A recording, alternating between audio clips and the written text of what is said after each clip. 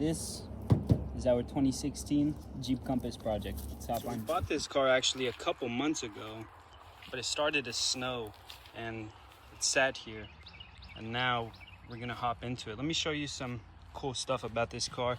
One, the condition of the vehicle. The entire car is in really great shape. Two, came with basically all new tires. We just got to get one for the passenger side. The interior is super clean, and again, the whole car out of auction for $1,400, under $1,400. Damn! 125,000 miles for this car is nothing, especially for under $1,400. Let's take a closer look at this damage and see exactly what we got ourselves into. So opening up the bonnet, the hood here, we just got a couple bolts that we got to remove to replace this fender, one in behind the wheel here. This was another thing when I was looking at the photos of the car. I was very worried about the fender having actually came back and damaged the door.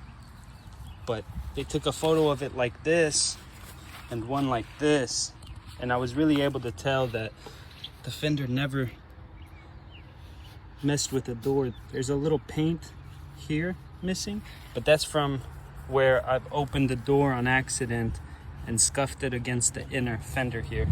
But fender, we got to replace that. The headlight, we got to replace that. The bumper, I mean, this buffs out. This buffs out. We might do a little paint touch up here. Remove the fender, buff the bumper, replace the headlight. Let's get back in here and just replace all these parts. My brain fart that we need to replace, which is all of them, inner, upper, lower, inner, outer tie rods. Replace all that, put a new wheel on. We should be on the road. And the crazy part is, I think we're gonna get this car on the road in just a couple of hours. Great thing is color match parts. If it's just one fender like that, really try to find the fender. Try to find a fender that matches your car here. Nice. Now, I paid $70 for this. It's got this light scratch here and there, but other than that, the fender's in perfect condition. And for one without those light scratches, they wanted $300 something and shipping, because there was not a red one close to where I live other than this one. I actually drove hour 40 each way to go get this, but now we have a plug and play part, so we just need to remove the old fender and put on the new one. First things first, I think I'm gonna get this jack under the car and take this tire off. That way we have better access to the wheel well. We can start removing these arches, disconnecting the inner plastics from the bumper. We start removing everything, stripping it down, and seeing exactly what the damage is. All right, we got the wheel off.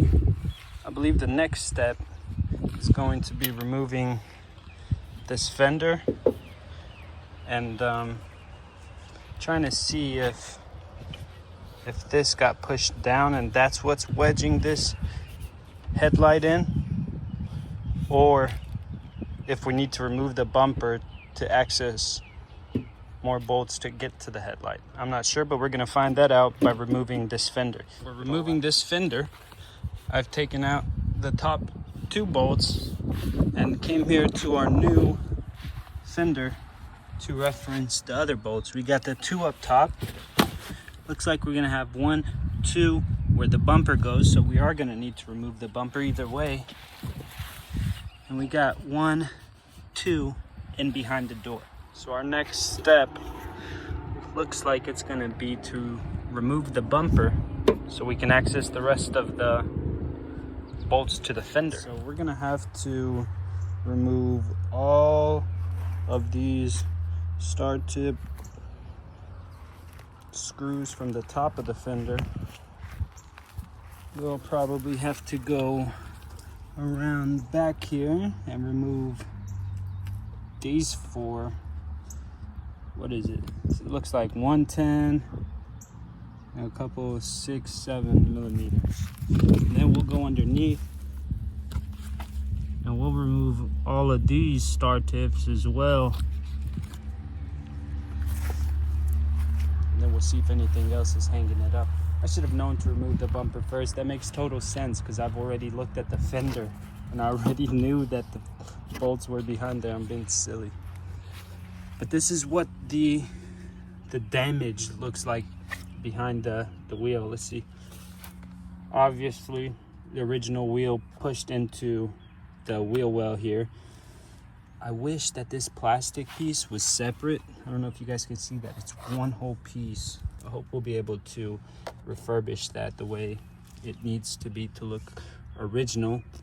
But you can see all our sway bar links here. Do you see how bent that is? Not supposed to do that. The entire lower control arm, not supposed to do that. But we got the new joints. So we'll be putting that all together in due time. First things first, we got to remove this bumper.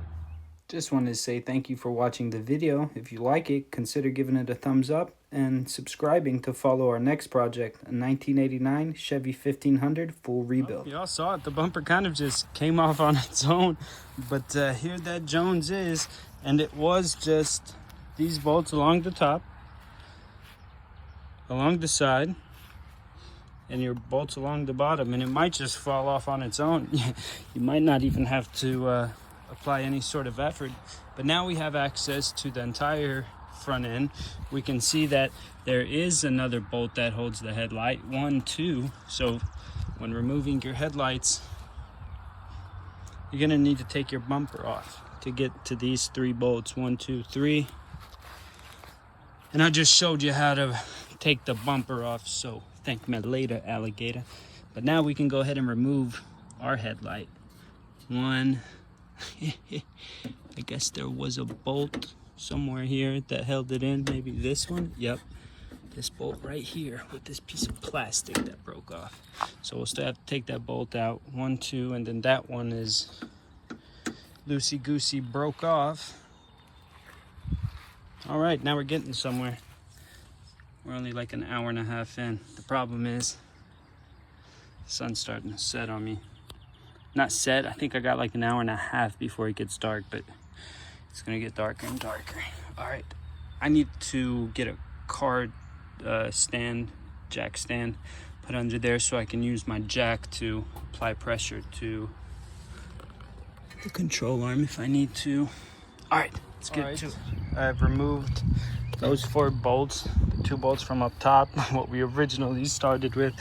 Now I'm gonna remove these 2 bolts so I can remove the pan liner, pop those all out of there. I don't know if you can see behind there. Sure you can. That was there and up there somewhere. I'm gonna have to remove this to find it exactly. This is our last 2 bolts to remove the fender, and then we'll be done with the fender. I was only able to save one of these little tabs, but that's all right. They're cheap little things and we can replace them. Now we can get to the nuts and bolts. Literally this, and goodness gracious, what is all this?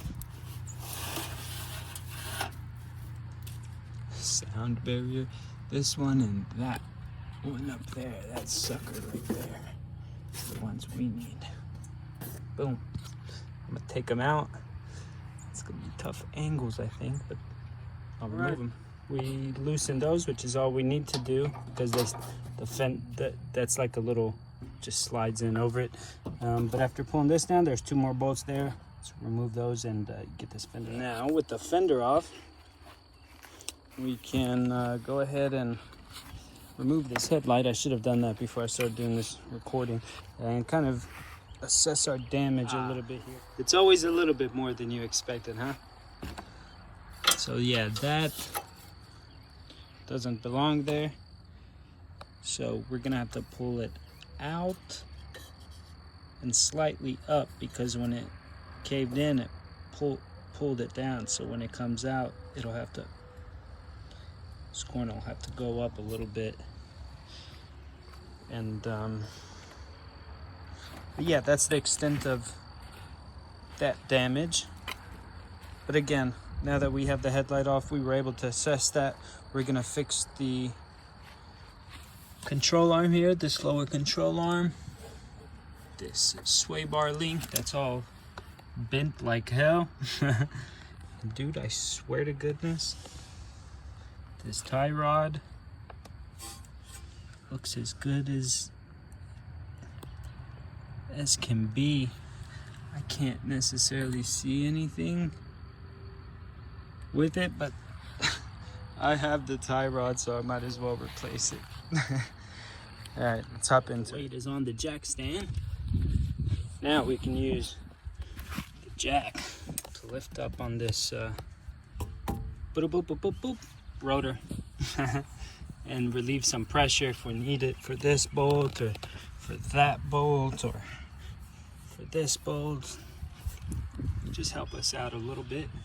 But I wedged this under there and hopefully it doesn't kick up and shoot rocks at me.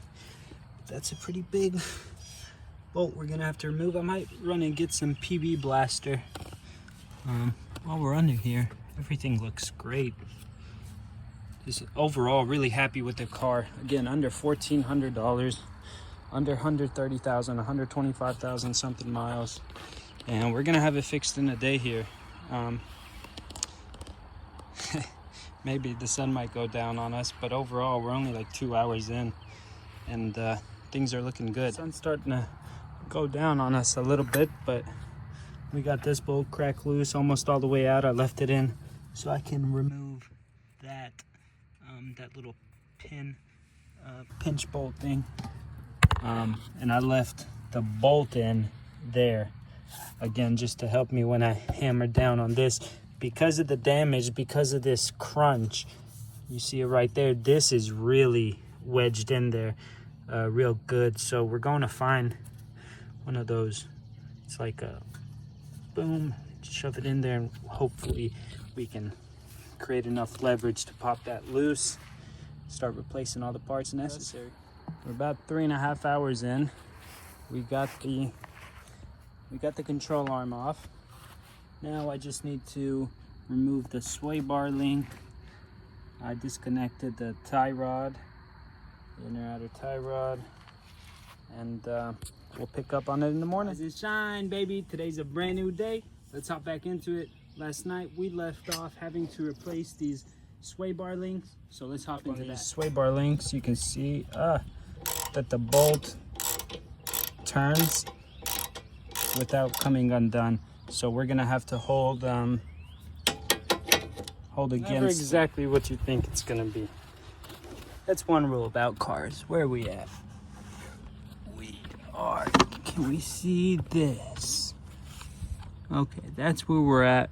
Well, the bolt cannot come any further out because the threading got damaged and it's stuck. So what I'm gonna do is I'm gonna take the Sawzall. And I've created enough space where I can put the blade in there and just cut the bolt out. Again, that's getting replaced, so it won't matter.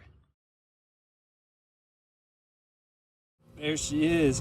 We had to cut that sucker out of there. The thread on this end was messed up and wouldn't let the bolt come off. But there she is. Struts all loose, struts straight. After looking over the tie rod, I'm just not going to replace it. There's no need for me to replace this. This is like a brand new inner, both the inner and outer tie rod. Everything is perfect with it. This just slid back, was wedged back and stayed in that position because the control arm and sway bar links were all bent. But the tie rod itself, you know, it's meant to move around. It turns. I've seen a lot of them that are damaged. That one's not damaged. I'm not gonna do unnecessary work, so Next step is to put in the new lower control arm. We're gonna put it in the exact way it came out. That will go there, that will go there, and the nipple will slide up in there, and we'll see when it's on there.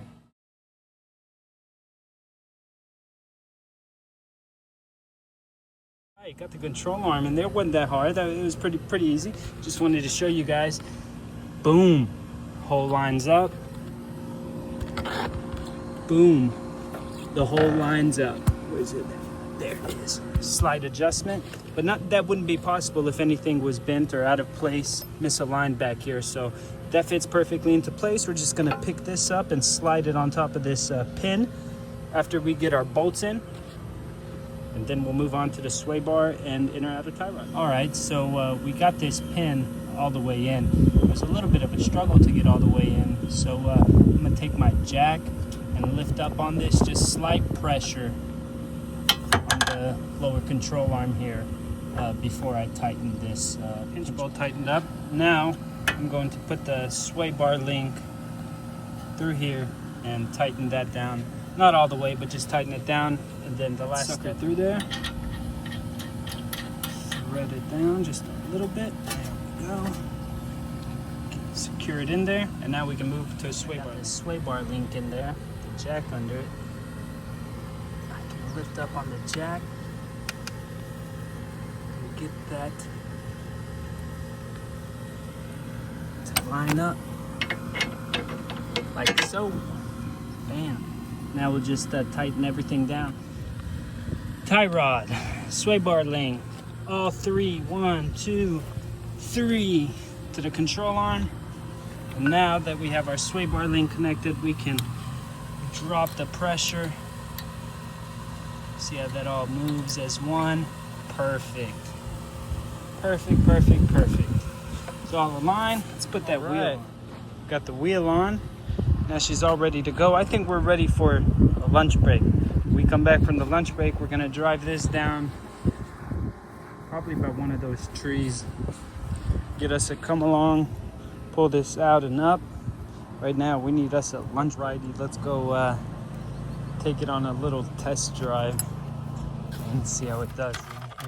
Oh, that's another great thing. Came with 2 sets of keys. First crank, baby. You know what it is. You know what it is. All right, let's go. Right, we can make it very far. Just a little bit out the driveway. It's not even all the way out the driveway. I don't know what I'm hearing. It doesn't sound like it's coming from the front. It almost feels like it's coming from the back. The engine, everything runs fine. Idle's great. No check engine light. I need to put some gas. My goodness. Not sure what that noise could be. I'm gonna check it back in the driveway.